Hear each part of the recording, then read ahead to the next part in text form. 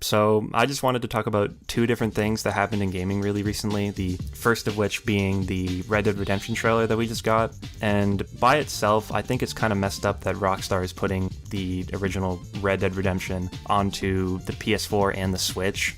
Just because by themselves, they aren't really like doing anything. It's just a port. It's just like a conversion. So why couldn't they have done this like years ago? Clearly they could have because they're doing it now, but they just decided to wait for whatever reason.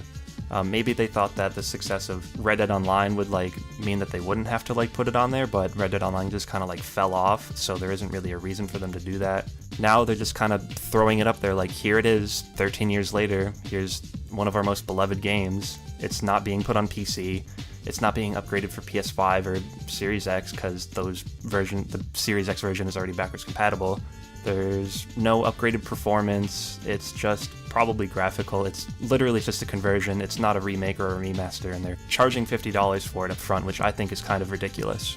Especially because people have wanted Red Dead to get off of those consoles, and they're just putting them onto Switch and PS4, so it's not being upgraded in any way, shape, or form, pretty much. It's just a conversion. So why didn't they do this sooner? Why isn't it coming to PC? Is there like a remake or a remaster like coming down the line? Is that why it can't come to PC?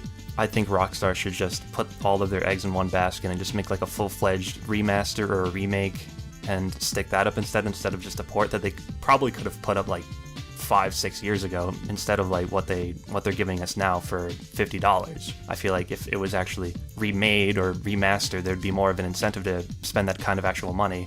And the physical version's not even coming out for like another 2 or 3 months. It's in October, and the digital is coming out like next week. It does include Undead Nightmare, which is nice, but I would expect so for $50. It just seems a little ridiculous that they're not even putting in a bunch of work, and this is just something that we could have gotten a long time ago. It's not even being done by Rockstar because they're probably just finding ways to monetize GTA 5 or work on GTA 6 or something.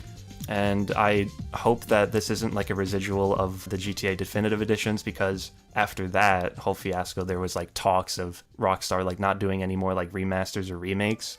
So maybe they're just playing it safe, but they're still charging $50 for a 13-year-old game.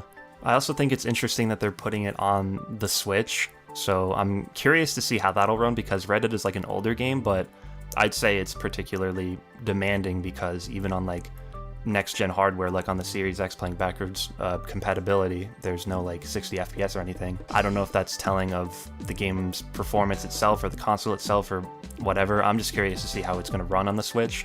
And if it sells well, I wonder what that means for Rockstar and like the future of, I can't even say like remaking or remastering. What if they just like port old games to new consoles and not even like do much work for them and just charge money because people are probably going to buy it? Like what if they're going to do that for like GTA 4 or something?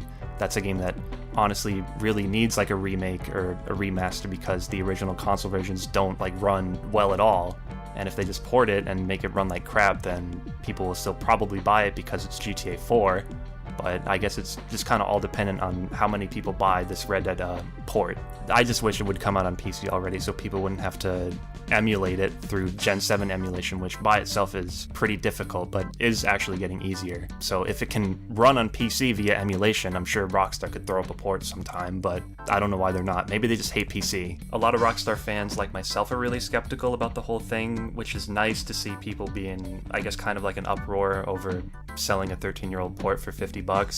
But then you have to remember that people are still probably going to buy it in droves because it's Red Dead, and I'm just curious to see what's going to happen like in the future because of this.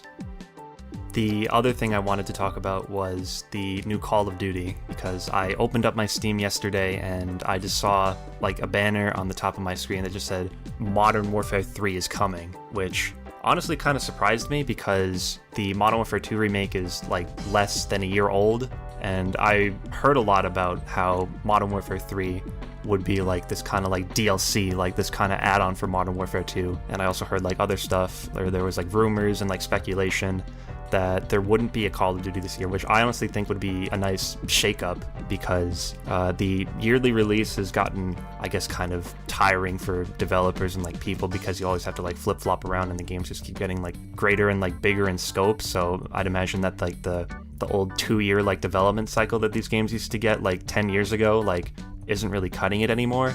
But now they're just putting out a sequel, like a full-fledged standalone sequel to Modern Warfare 2, like a year later, and it's not even being made by Infinity Ward, it's being made by Sledgehammer. And I know Sledgehammer helped make the original Modern Warfare 3, but I feel like their track record since then hasn't been exactly too spectacular.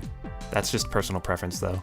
And like, what does that mean for the people who have spent all this time getting like unlocks in MW2 and they're getting a sequel less than like a year later? Is it gonna have like a new story mode? Like, I can't imagine that you could make such like a significant story mode like that in less than a year. Maybe for like older Call of Duty, but like this kind of scope that Call of Duty has been in, I feel like it's very difficult. Maybe it was just meant to be like a tacked on like DLC at some point, but it's like being expanded and expanded. But when people see a standalone game like Call of Duty Modern Warfare 3, I bet they're gonna expect something like Modern Warfare 2, and I can't imagine that it could begin to deliver what kind of experience that Modern Warfare 2 gave in like such a short amount of time, unless this sequel to a sequel has been worked on before the original sequel even came out.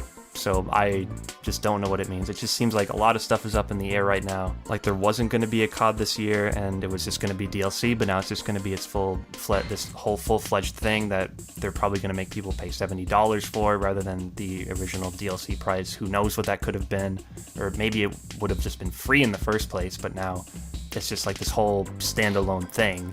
And the only thing we get for this game right now is just a teaser trailer with no gameplay or anything. It's just kind of reminiscent of the Modern Warfare 3, the old intro that would play, and it just has Captain Price's voice, so I guess it is gonna have like a continuation of the story, but how could you make that in like such a short amount of time? We're not seeing any gameplay of it, and the game's releasing in like 3 months in November. It just kind of seems like a really bad idea to go down this path, but Activision's doing it, and I guess all we can do is wait and hope that it's not complete garbage and like a really big like microtransaction cesspool like Modern Warfare 2 is, but probably is. All you can do, I guess, is hope the story's good and that the game isn't rushed beyond belief, but I believe that it probably is.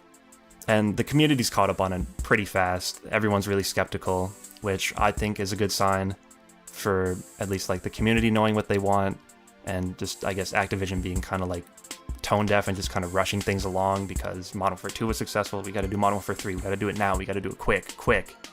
I just don't know where this is going to go. Thank you for watching.